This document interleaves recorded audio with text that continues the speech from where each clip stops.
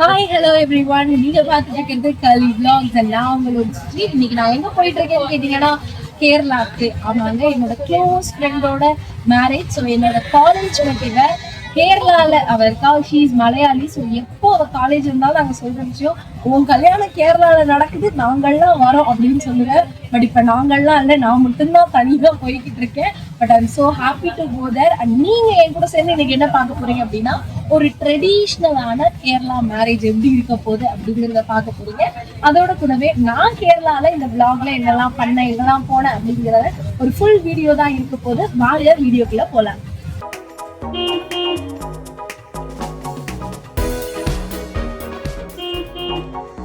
So நாங்கள் மேரேஜ்க்கு முதல் நாளே இந்த கேரளா ட்ரிப்பை பிளான் பண்ணிட்டோம். ஸோ மேரேஜ் வந்து ஒரு நாள் அப்புறம் தான் நடக்க போகுது. ஸோ ஃபர்ஸ்ட் டேவே போய் அங்கே என்னெல்லாம் சுற்றி பார்க்க இடம் இருக்கோ அதையும் சேர்த்து சுற்றி பார்த்துடலாம் அப்படின்னு நினச்சி நாங்கள் போன இடம் தான் வடகரா. வர்கலா இல்லைங்க, வடகரா. ஸோ நானும் முதல்ல வர்கலாவான்னு ஹாப்பியான, பட் நாங்கள் போன இடம் வடகரா. ஸோ மார்னிங் 7 to 8 நாங்கள் போய் ரயில்வே ஸ்டேஷனில் இறங்கிட்டோம். நாங்கள் ரயில்வே ஸ்டேஷனில் இறங்கினோன்னே எங்களை ஹோட்டலுக்கு பிக்கப் பண்ணிட்டு போக ஒரு வேன் இருந்துச்சு. ஸோ இந்த வேனில் எங்கள் கூட பார்த்தீங்கன்னா சென்னையிலேருந்து நிறைய பேர் வந்திருந்தாங்க. ஐஷுவோட அப்பா ஃப்ரெண்ட்ஸ், ஐஷுவோட ஃப்ரெண்ட்ஸ், ஏகப்பட்ட பேர் கேரளாவுக்கு வந்திருந்தாங்க சென்னையிலேருந்து எங்கள் கூட. ஸோ நாங்கள் டைரெக்டாக ஹோட்டலில் போய் இறங்கின பிறகு ஸோ நேற்று நம்ம விளாகுக்காக கிளம்பியிருந்தோம் இல்லையா, இன்றைக்கி நாங்கள் காலையில் ரூம் செக் அவுட் பண்ணிட்டோம். ஏன்னா எங்களை அங்கேருந்து வந்து ரயில்வே ஸ்டேஷன்லேயே பிக்கப் பண்ணிட்டாங்க. பிக்கப் பண்ணி வந்து அப்படியே காலையில் வந்து நாங்கள் கெட் ரெடி ஆனோடனே பிரேக்ஃபாஸ்ட்டும் கொடுத்து மினி டூரையும் அரேஞ்ச் பண்ணியிருக்காரு ஐஷுவோட அப்பா. தேங்க்ஸ் டு ஐஷு அப்பா. ஸோ நாங்கள் இப்போ அதில் ஃபர்ஸ்ட் பிளேஸ் தான் வந்திருக்கோம். அவசரமாக வந்ததுனால இது எந்த இடம்னு கூட தெரில.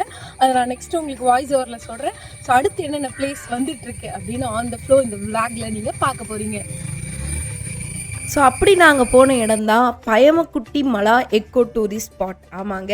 ஸோ இந்த இடத்தோட ஹைலைட்டான ஒரு விஷயம் என்ன அப்படின்னா, ரொம்ப பெருசுலாம் இல்லை. நீங்கள் இங்கேருந்து பார்த்தீங்கன்னா உங்களுக்கு அரேபியன் சீ தெரியும். அரேபியன் சீ, அதுக்கப்புறம் ஒரு காடு, நாங்கள் நிற்கிற இடம் ஒரு மலை. ஸோ மலையிலேருந்து தான் அந்த வியூ. ஸோ மலை, காடு, கடல் இது எல்லாமே ஒரே இடத்துல இருந்துச்சு. ஸோ அது ஒரு 5 minutes பார்த்துட்டு டக்குன்னு நாங்கள் அடுத்த ஸ்பாட்டுக்கு கிளம்பிட்டோம். ஸோ எங்கள் முன்னாடி வேனில் ஒரு 20 பேர் போனாங்க, நாங்கள் தனியாக காரில் போயிட்டு இருந்தோம். ஸோ நெக்ஸ்ட்டு நாங்கள் போன பிளேஸ் தான் பார்த்தீங்கன்னா கிராஃப்ட் வில்லேஜ். ஸோ இந்த கிராஃப்ட் வில்லேஜ் நான் வடகராக்கு போகிறதுக்கு முன்னாடியே அங்கே இருக்கக்கூடிய நிறைய பேர் எனக்கு ரெக்கமெண்ட் பண்ணியிருந்தாங்க, கிராஃப்ட் வில்லேஜ் போங்க நல்லா இருக்கும்னு. ஸோ அப்படி என்ன தான் இருக்குது இந்த கிராஃப்ட் வில்லேஜில் அப்படிங்கிறத பார்க்க தான் நான் வந்தேன். ஸோ போன உடனே அங்கேயும் மழை வந்துருச்சுங்க. இங்கே மழை மட்டும் எப்படா வரும் அப்படின்ற மாதிரி காத்திருக்க வேண்டியதாக இருக்குது. திடீர்னு வெயில் அடிக்குது, திடீர்னு மழை பெய்யுது. ஸோ மழைக்கு நடுவில் இந்த கிராஃப்ட் வில்லேஜ்குள்ளே நாங்கள் போயிட்டோம். ஸோ உள்ளே போனோடனே இந்த இடத்தோட ஹைலைட் என்ன அப்படின்னா, எல்லா பொருட்களுமே கையால் பண்ணது. நீங்கள் இப்போ பார்த்துட்டு இருக்க இந்த மிகப்பெரிய டைனோசர் ஸ்டாச்சு கூட அவங்க கையாலே பண்ணது. இங்கே இருக்கக்கூடிய எந்த ப்ராடக்ட்ஸுக்கும் அவங்க மிஷின் இப்போ எப்படி ப்ராடக்ட்லாம் பண்ணுறாங்களோ அந்த மாதிரி இல்லாமல் அந்த காலத்துலேருந்து எப்படி ஒரு பொருட்களும் பண்ணிகிட்டு இருக்காங்களோ அதே மாதிரி சிலையெல்லாம் கையிலே செதுக்கிறதா இருக்கட்டும், அதே மாதிரி பெயிண்டிங்காக இருக்கட்டும், இது எல்லாமே அவங்களுடைய கையிலே பண்ணிகிட்ருக்காங்க. ஸோ நீங்கள் பார்த்துட்ருக்கீங்க இல்லையா இந்த வுட் ஸ்டாச்சு, இந்த வுட் பிள்ளையார் வந்து கையில் பண்ணது. அதன் பிறகு இருக்கக்கூடிய எல்லா ப்ராடக்ட்ஸுமே அவங்க கையில் தான் பண்ணியிருக்காங்க. அண்ட் அதுக்கேற்ற மாதிரி அதோட பட்ஜெட்டும் கொஞ்சம் ஜாஸ்தியாக தான் இருந்தது. சில ப்ராடக்ட்ஸ் 1000 2000 இருந்தது, இன்னும் சிலது 5000 10,000 30,000 வரைக்கும் இருந்துச்சு. அதெல்லாம் பார்த்துட்டு நான் அப்படியே பத்திரமா வச்சுட்டு வந்துட்டேன், பார்த்து ரசித்தா மட்டும் போதும் அப்படின்னு. ஸோ இங்கே இருக்கக்கூடிய எல்லா ப்ராடக்ட்டும் உட்டிலேயே பண்ண சிலைகள், உட்டிலேயே பண்ண பெயிண்டிங், எக்கச்சக்கமான விஷயங்கள். ஃபஸ்ட்டு உள்ளே போனீங்கன்னா ஒரு பெரிய ஹால் இருக்கும். அண்ட் இது எல்லாமே கதர் துணிகள். இன்னும் அங்கே வந்து அப்படியே அந்த நெசவுலாம் பண்ணிகிட்டு இருந்தாங்க. ஸோ அங்கே போனீங்க அப்படின்னா ஃபஸ்ட் இந்த ஹாலில் இது எல்லா ப்ராடக்ட்ஸுமே ஒரே இடத்துல இருக்குங்க. நீங்கள் இங்கே போய் ஃபர்ஸ்ட் பர்ச்சேசிங் எல்லாத்தையுமே பண்ணிக்கலாம். இந்த உட்டிலே பண்ண போர்ட்லாம் பார்க்க ரொம்ப அழகாக இருந்துச்சு. எனக்கு வாங்கிட்டு வந்து வைக்கணும் அப்படின்னு ஆசையாக இருந்தது. பட் இந்த ஒன்றே வந்து பார்த்திங்கன்னா 1200 அந்த மாதிரி இருந்துச்சு. சரின்னு நான் அதனால் வச்சுட்டு வந்துட்டேன். என் கையில் இருக்கிறது ஒரு எலிஃபேண்ட் ஸ்டாச்சு, அது ஒரு 3000 இருக்கும். ஸோ அதெல்லாம் பார்த்துட்டு அங்கேயே வச்சுட்டு வந்துட்டு நெக்ஸ்ட்டு நாங்கள் ஒரு இடமா எக்ஸ்ப்ளோர் பண்ண ஆரம்பிச்சிட்டோம். அதாவது இந்த கிராஃப்ட் வில்லேஜ் பார்த்திங்கன்னா ஒரு ரூமாக இருக்கும். அப்படி நாங்கள் ஃபர்ஸ்ட் போன ரூம் தான்.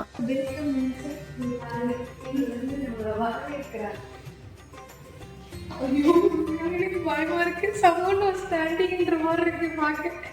திடீர்னு ஒரு கையை தூக்கிடுறாங்க, எப்படி இருக்கும்? ஐயோ, இந்த ரூம்ல யாருமே இல்லைங்க. இந்த ரூம் ஆக்சுவலி ரொம்ப அமைதியா இருக்கு. ஆனா இங்க இப்படி ஒரு பெரிய உருவம் நிக்கிறத பார்க்க பயமா இருக்கு. திடீர்னு அந்த உருவம் நம்மளை அடிச்சிருமோ அப்படின்ற மாதிரி. ஸோ ஸோ இது நாங்கள் ஃபர்ஸ்ட் போன ரூம். இந்த ரூம் பார்த்தீங்கன்னா இந்த மாதிரி ஒன்று இருந்துச்சு. அடுத்தடுத்து நிறைய ரூம் இருக்குது, நான் எல்லாத்தையுமே உங்களுக்கு காட்டுறேன். ஸோ இங்கே இன்னும் அழகான விஷயம் இந்த தூணில் இருந்த பெயிண்டிங்கு. கேரளாவுடைய அந்த பாரம்பரியத்தை ரிசம்பிள் பண்ணுற மாதிரி எக்கச்சக்கமாக பெயிண்டிங்.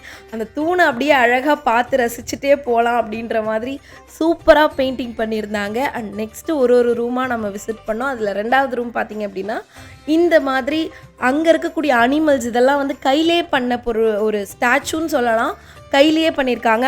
அனிமல்ஸ், பேர்ட்ஸ், கடலில் இருக்கக்கூடிய இந்த மிருகங்கள், மீன் வகைகள் எல்லாமே வந்து கையிலே பண்ணியிருக்காங்க. இப்போவும் அங்கே பண்ணிகிட்டு இருந்தாங்க, நான் அதை வீடியோ எடுக்க மறந்துட்டேன்.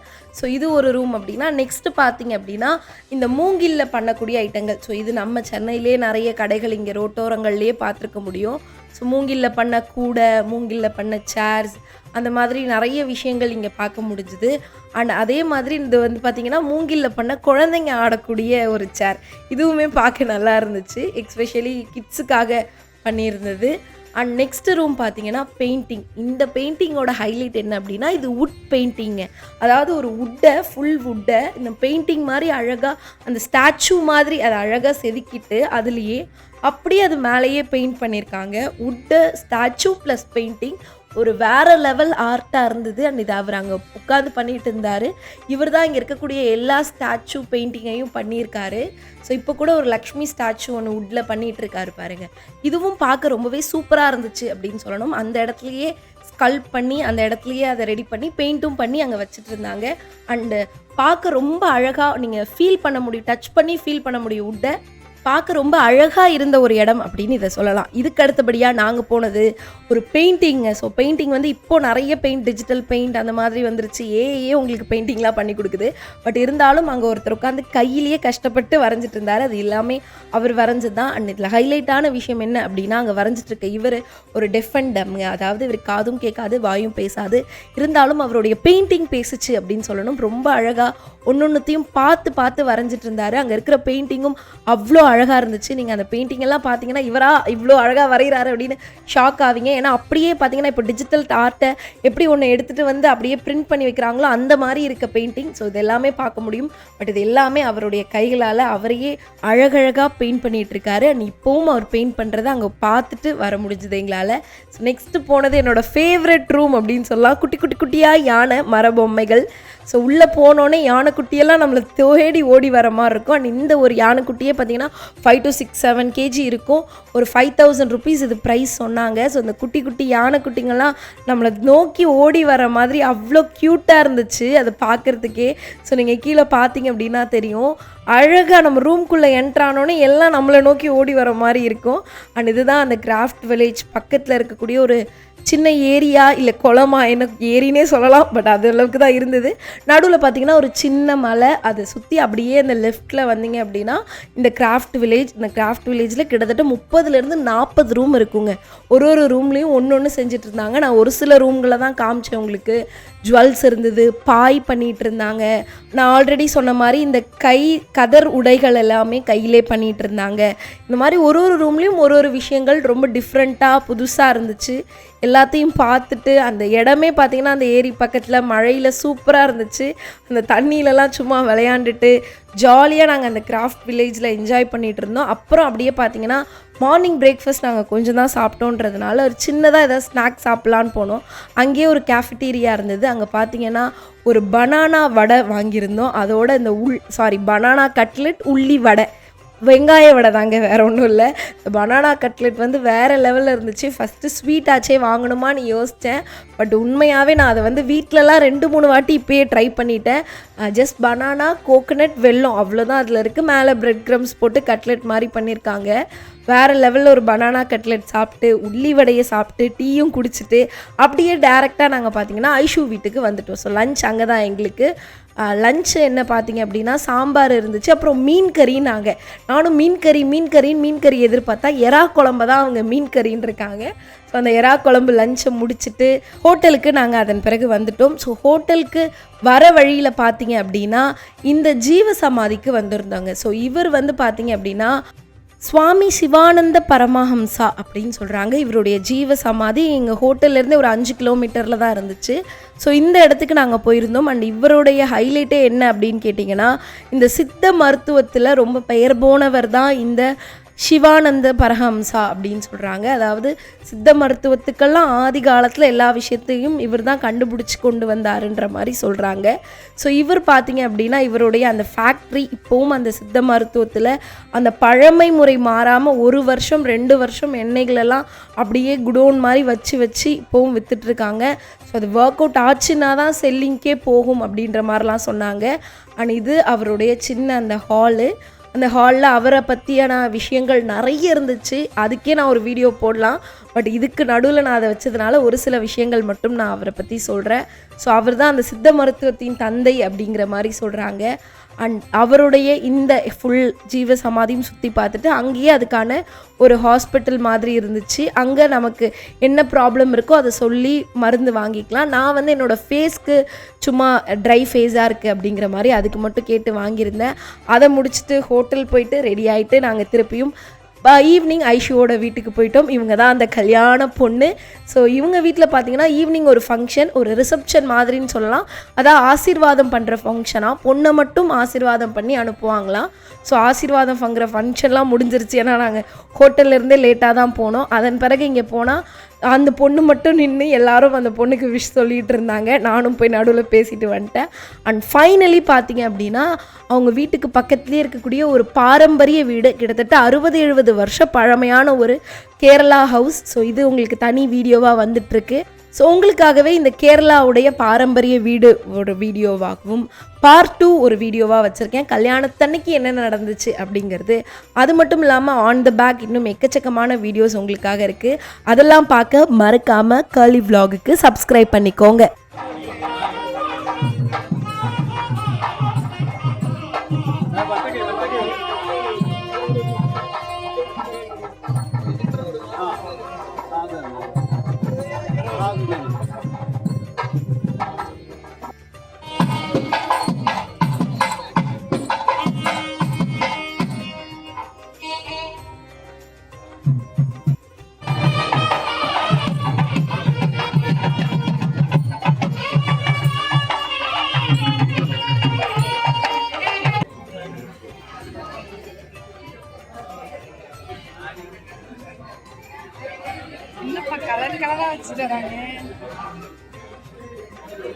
நம்ம இப்போ எங்கே இருக்கோம்னு பார்த்தீங்கன்னா sand bank beach. So marriage எல்லாம் முடிச்சுட்டு இந்த பீச்சுக்கு இப்போ வந்திருக்கோம். ஸோ இது என்னடா சாண்ட் பேங்க் பீச்சுன்னு சொல்கிறாங்களே அப்படின்னு பார்த்து